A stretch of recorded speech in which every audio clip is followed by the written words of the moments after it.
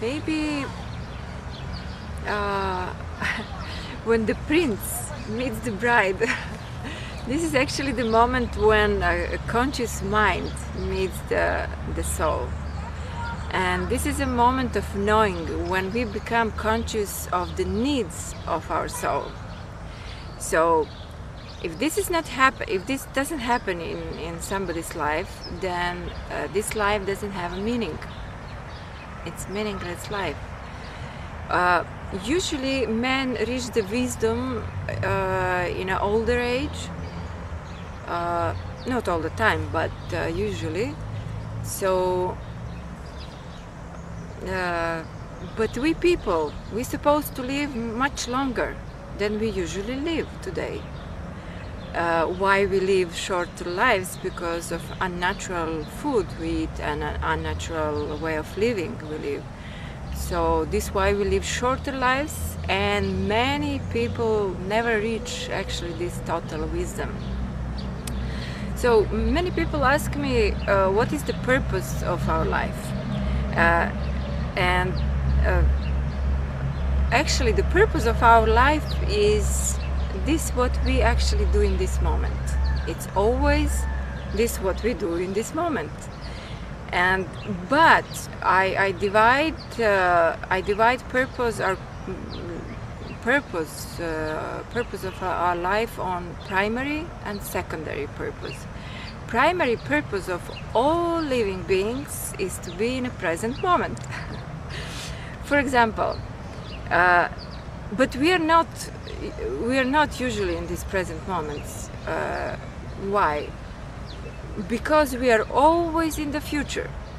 For example, somebody would listen to these words and will think about some comments, which comments he would have on this, or he would think about, he would have some questions.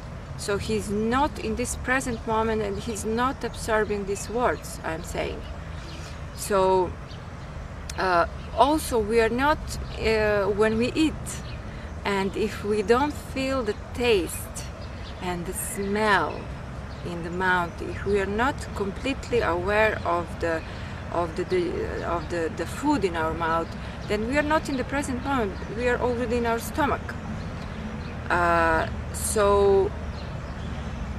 We are always in the future with our thoughts, which actually does not exist. The thoughts are only in our minds. They don't exist. So that is the moment when we actually see the future, when we are actually in the future, not in the present moment. That's the moment the suffering starts, because that's the moment duality is born, separateness. So, and suffering is actually this separateness. What is the reason we behave like this? What is the reason we are not in the present moment? The reason of this is that we name things. We always give names to beings and to happenings and everything. So we never contemplate on something what is happening, or so when we see a dove, for example, dove, the bird, we just pass. We never stop to see this dove. We are already away. Why? Because we know that this is a dove, and we don't need to think about this. We don't need to see what is this being. And so, and then this moment, the fear and the stress is born because we don't fulfill our primary purpose.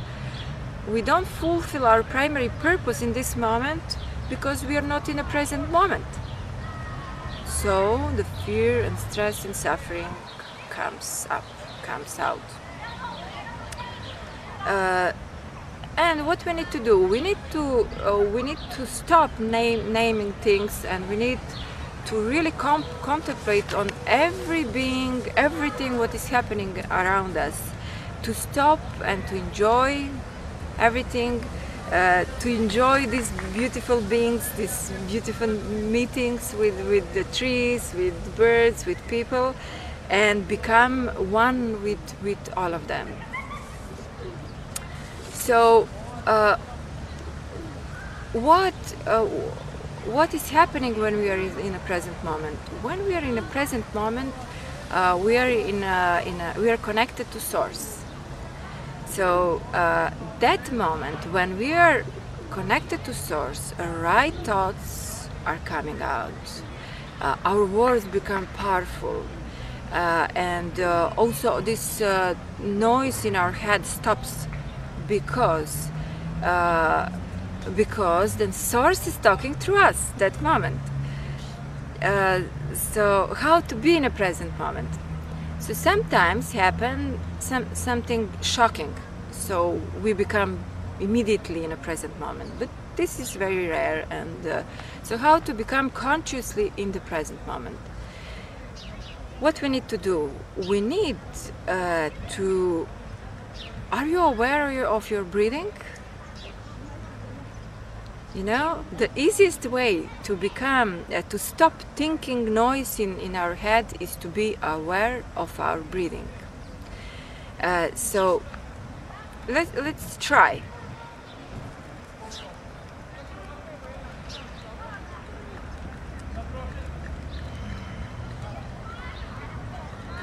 So, did you notice peace?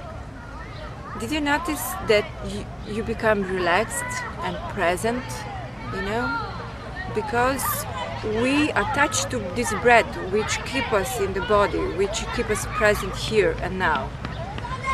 So in this moment of present moment, spontaneous reactions are born. So we don't need to prepare what we are going to talk. We don't need to, we are actually going to react spontaneously. And in this moment, secondary purpose come out. So we have primary purpose of all living beings, which is to be in a present moment. And the secondary purpose is unique for every being. And what is this? So our duty, the duty of all living beings on this planet is to bring value to other people's lives. And our duty is not to make money. This has to be clear in the beginning.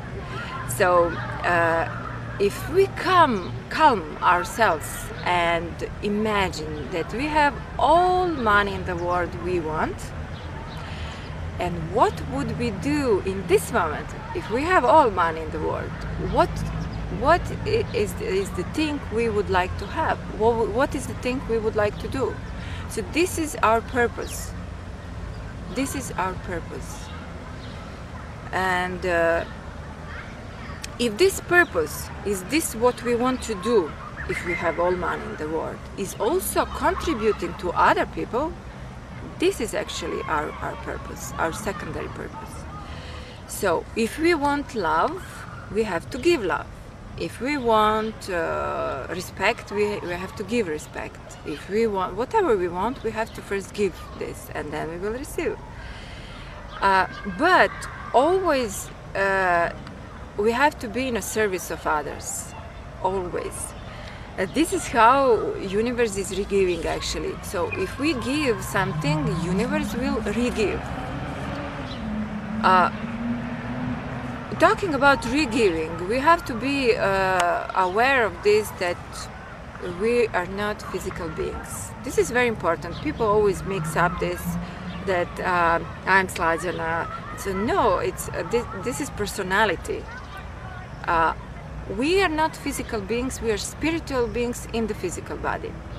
So this what we call that does not exist. This what we call that is actually it's actually only living of this physical form. We all have some duty in this 3D form, some special duty in this 3D form, but we have to find this duty and live it. So my opinion is actually that the living of this purpose in life is giving for everybody, because basic natural law, basic universal law is giving. So there is no receiving. This what we receive is actually what we already gave. There is nothing else what we can get. So if we plant a seed, the nature will give us fruit. So our giving is planting the seed. Actually, this is a free will. So by free will we are giving, and the universe is responding by re-giving. And this is how we actually create this reality around us, by free will giving, and then universe will respond immediately by the same things. So the richest thing in the world, in the universe, is actually to give and to become immortal in other people, in other beings. Giving is actually love. This is love. And when we dedicate our life to service of other people, then in some mysterious ways our all needs become satisfied. We don't need to be afraid of anything. This life is actually a game about which rules we already agree. How we can become aware of secondary purpose? You see, if you feel that something is unfair, if you feel that something is counterproductive, is not good, and you feel angry about this, just turn around, see what is the opposite of this. If you are angry about wars, and if you are angry about bad food, so the opposite of this is peace and good food. This is your purpose. Good food and peace are your purpose.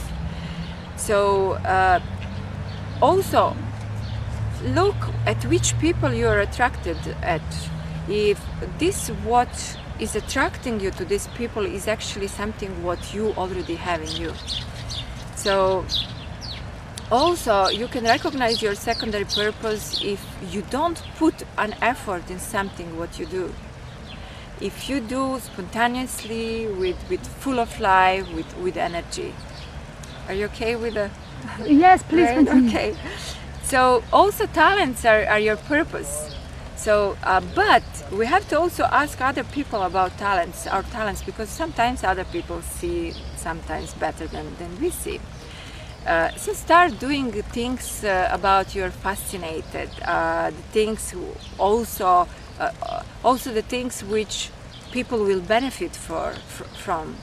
And when you start to do these things, mechanical part of the brain will switch off, and then your intuition will come out, and then you will actually your intuition will take leadership, and then your life change. Even though the day is tough sometimes, if you do your purpose, you feel really satisfied. You see, now it's raining and we are wet, but because we are doing our purpose, you know, we are happy, and I don't mind about rain, about cold or anything. So every act at that moment, when we fulfill our purpose, become fearless and become unselfish. So if you feel excited and full of life when you do something, then you're on a good path. Often people cry when they're on a good path. They feel so emotional about this. But if you feel simple, ordinary, then ask yourself if you're doing right thing. Often we feel terrible when we are on a right, when we do our purpose. We feel terrible, but this is an ego. This is an ego which wants to keep status quo, because he knows that the moment when the moment when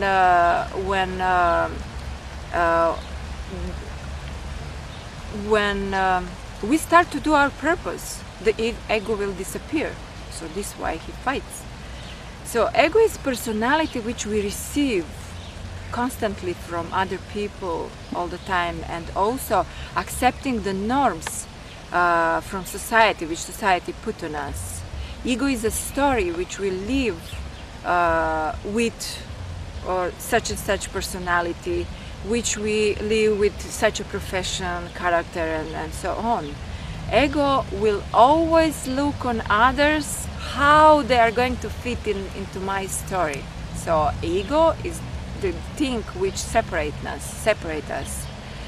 So ego lives in our mind and constantly talks, and in the moment when we breathe in and we become aware of our breath, the ego disappears.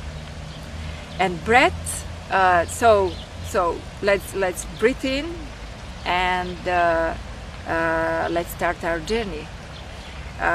When we silence our ego, we become one with the dog, with the tree, with the people around us, and in all we see and ourselves, we see one. We become one, because we and them are all part of stardust, the same stardust, which is constantly in movement and is always the same. So the only thing which changes is the form.